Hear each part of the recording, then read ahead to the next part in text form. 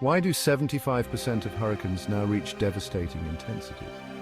This alarming trend has left scientists and communities grappling for answers. The increasing frequency and severity of these storms are not just random occurrences. They are symptomatic of a larger, more troubling issue. Meet Hurricane Milton, the storm that changed everything. This hurricane was unlike any other, a force of nature that left an indelible mark on the world. Hurricane Milton wasn't just any storm, it was a behemoth, a monstrous cyclone that defied expectations and shattered records. It was a wake-up call, a stark reminder that our planet is undergoing rapid and dangerous changes, with winds reaching 150 miles per hour and unprecedented rainfall. Milton ravaged communities, tearing through neighborhoods with a ferocity that left everyone in its path reeling, leaving thousands homeless and causing billions in damage. The scale of destruction was almost unimaginable, with entire towns left in ruins. The human cost was equally staggering. Families were torn apart, lives were upended, and the emotional scars will last a lifetime. But why are storms like Milton becoming more common? What is driving this surge in extreme weather events? Experts say climate change is supercharging hurricanes, turning them into more powerful and destructive forces. Making them stronger and more frequent, the warming oceans provide more energy for storms, fueling their intensity and increasing their potential for devastation. Imagine losing your home overnight. The sense of loss and helplessness is overwhelming. That's what happened to Sarah, a teacher from Florida. Her story is a poignant example of the human impact of these natural disasters. She and her family barely escaped as their house was torn apart.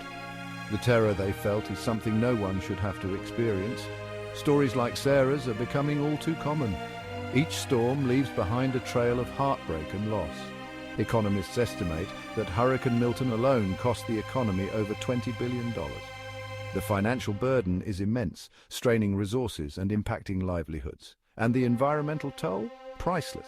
Entire ecosystems were decimated, wildlife habitats destroyed. The long-term effects on biodiversity are still being assessed. The natural world suffers alongside humanity, with countless species pushed to the brink of extinction. But amidst the chaos, there were moments of resilience. Stories of hope and determination emerged from the wreckage.